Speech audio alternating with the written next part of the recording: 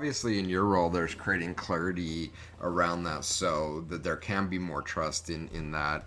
But in your history, maybe going back to consulting or other companies, um, how much of that is on the analyst? And I have a follow up question to that. For just assuming what the data is. I think, and I've seen this especially in the digital realm, we just kind of take it at face value that, well, it came out of this tool, and so it means this. We go forward with our reporting and analysis without even questioning what that data is. So, Right. Yeah, I mean, one thing that I try and strive for and have people kind of use as a best practice is to share what it is that they're finding with other teams who can maybe help provide context or confirm or say, no, actually, we just changed that last month. We should be using this because that, as you guys probably are aware with your customers, happens quite a bit.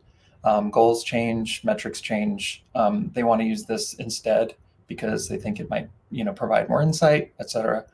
Um, I think sharing what I found most recently is if you're an analyst supporting a business stakeholder, I think instead of, you know, not to belittle an analyst, but to instead of saying that what this thing is, I've worked on this for 2 years. I know exactly what they're asking for.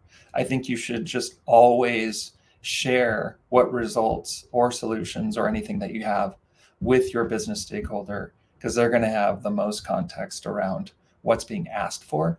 And then they can provide confirmation and clarity around what it is. And if it looks weird to them, then you can go back to your data teams and say, hey, stakeholders saying this number looks a little off. Can we go back and check and validate that this is actually accurate? That's kind of what I like to try and instill in people. you're triggering a memory in me. Maybe good, maybe bad. But I was working client side. My one stint, 4 years doing analytics for an online dating company. I did that exact same thing. I made a lot of assumptions. I came to some conclusions. I was super excited. I'm in front of the CMO. I'm in front of the CEO. I'm like, aha!